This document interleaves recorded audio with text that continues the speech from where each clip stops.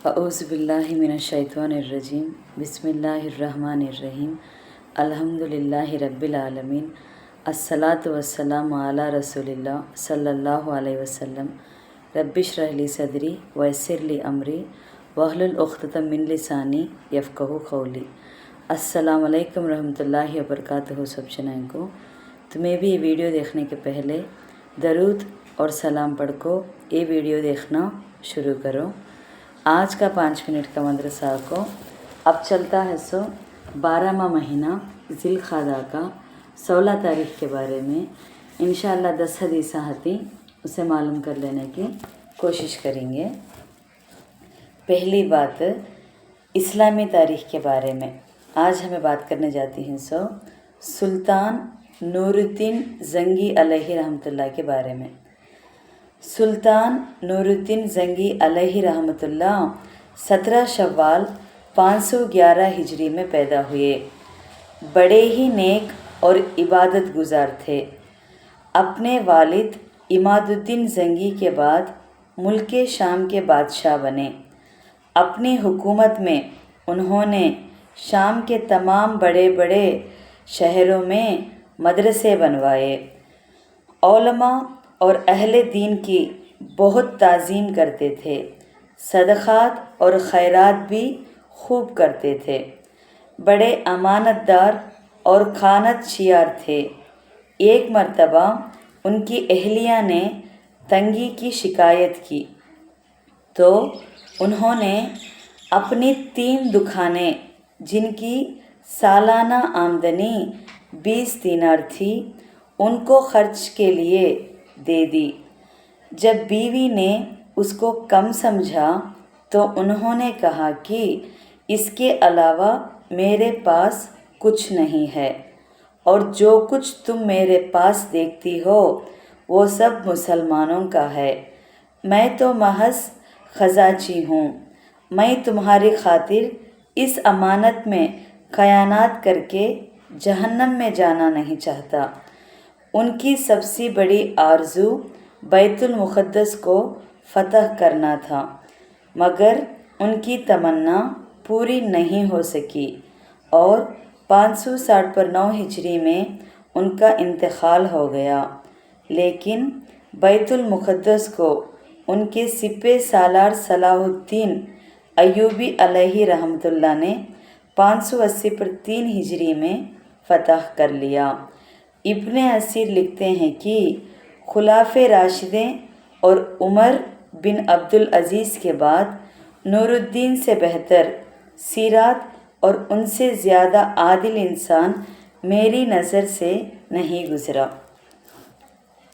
2वां क़िस्सा हुज़ूर सल्लल्लाहु अलैहि वसल्लम का मोजिज़े के बारे में, एक चमत्कार के बारे में। हुज़ूर सल्लल्लाहु अलैहि वसल्लम से इस्तिहज़ा का अंजाम, इस्तिहज़ा का तो मजाक करती नहीं, उसका अंजाम के बारे में एक क़िस्सा।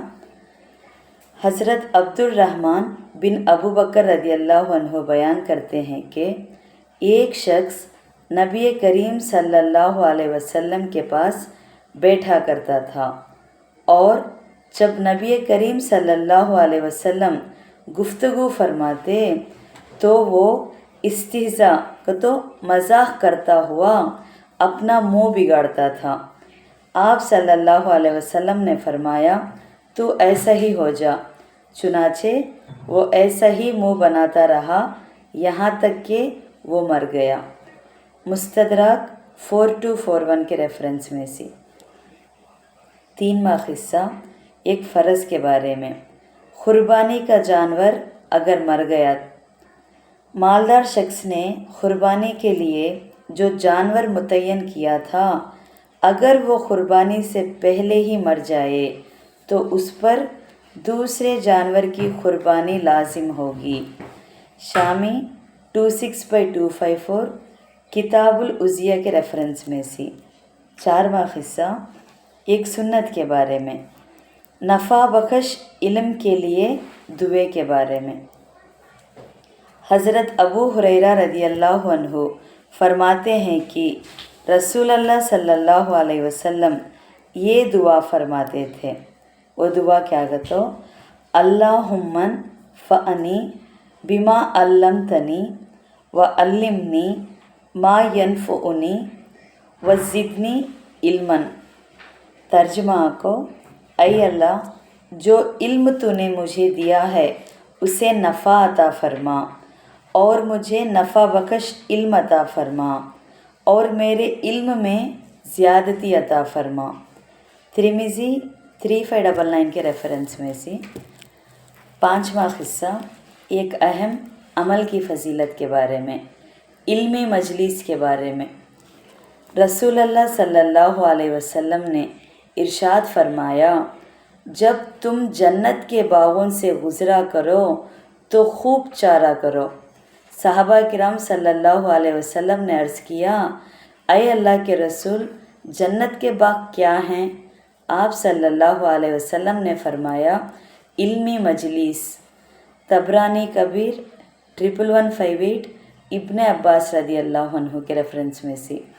इल्मी मजलिस का तो जो भी दीन के बारे में इल्म देते हती, चाहे वो कुरान हो, हदीस हो, जहाँ भी मजलिस होता हता उससे गुज़रना का तो जन्नत के बागान से गुजरनात कहते तो उसमें शामिल होना कहती हैं।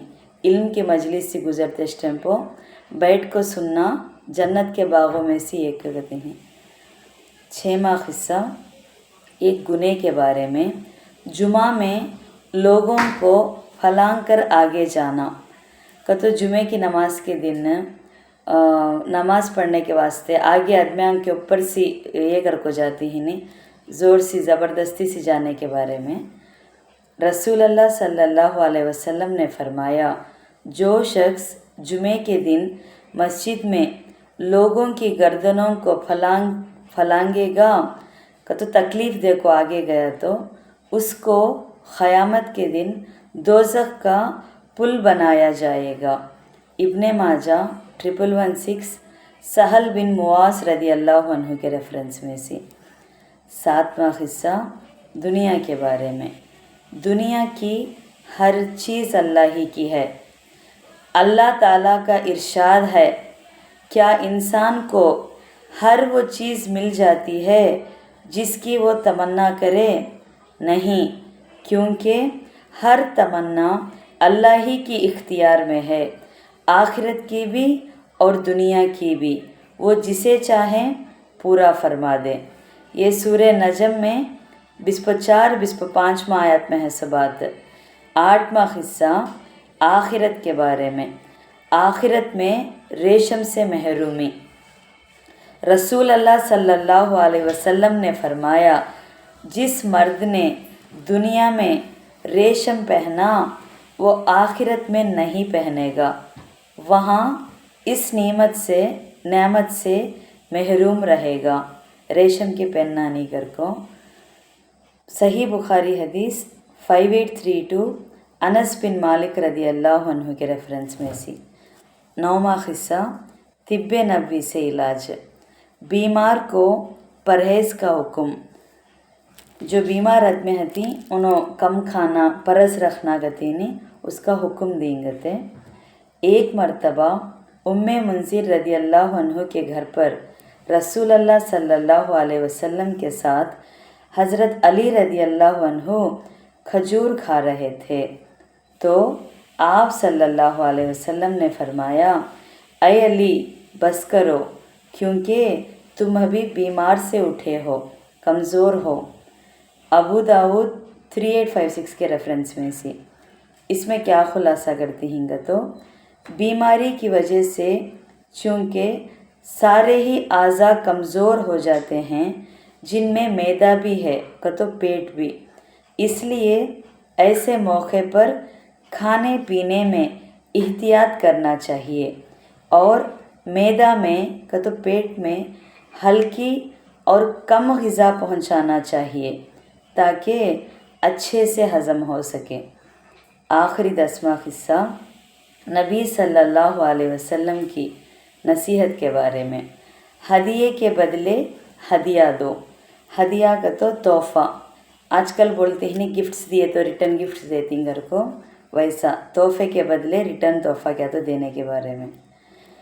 रसूलुल्लाह सल्लल्लाहु अलैहि वसल्लम ने फरमाया, جس شخص کو ہدیہ دیا جائے اگر اس کے پاس بھی دینے کے لیے کچھ ہو تو اس کو بدلے میں ہدیہ دینے والے کو دے دینا چاہیے، اور اگر کچھ نہ ہو تو بطور شکریہ دینے والے کی تعریف کرنی چاہیے، کیونکہ جس نے تعریف کی اس نے شکریہ ادا کر دیا اور جس نے چھپایا اس نے ناشکری کی۔